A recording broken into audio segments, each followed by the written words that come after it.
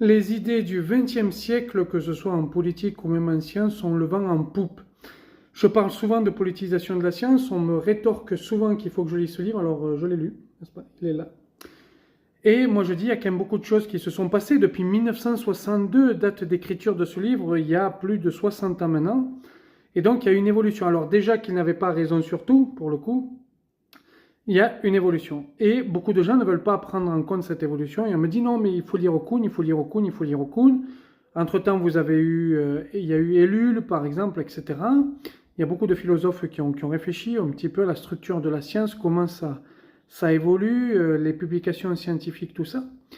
Et je trouve qu'on reste fixe, vraiment. Et sur Internet, si vous voulez, j'avais un grand espoir sur Internet il y a des années de ça. Alors, c'est une réflexion personnelle. Attention, cette vidéo n'est pas scientifique en tant que telle, c'est une réflexion personnelle.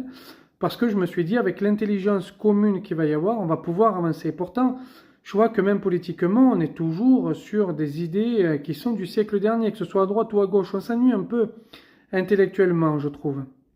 Et ça se ressasse, ça s'arrête plus. Je pense qu'il nous faut des intellectuels qui réfléchissent. Alors moi, je ne peux pas réfléchir en dehors de la science, dans le sens où je suis scientifique et je ne vais pas commencer à devenir un idéologue ou un philosophe. Je n'ai pas assez de culture philosophique ou un philosophe sur le monde, etc.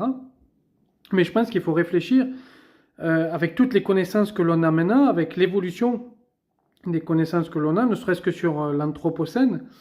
Eh bien, il faut réfléchir là-dessus. Enfin, il faut avancer. Moi, je trouve qu'on ressasse trop les idées anciennes et qu'on n'avance pas assez et qu'on ne semble pas être apte à avancer. Ouais, un peu ennuyé, si vous voulez, de voir toujours les mêmes choses qui passent sur Internet, toujours les mêmes critiques, toujours les mêmes idées qui sont mises en avant, etc. J'ai écouté hier, par exemple, une vidéo. Alors, c'est un vidéaste qu'on aime ou qu'on n'aime pas. Moi, je l'écoute sans l'aimer ou le détester. Je suis assez neutre là-dessus, mais comme je ne suis pas communiste, je trouve intéressant d'écouter aussi des gens qui ne sont pas de mon avis, qui n'est pas du ring, qui se dit communiste, léniniste et qui a évolué dans son cheminement. Il a fait une vidéo pour montrer qu'il avait évolué. Enfin, le léninisme, les gars, ça date, quoi. Mais c'est comme l'extrême droite maintenant ou l'ultra droite maintenant qui reprend des idées de... Ouh.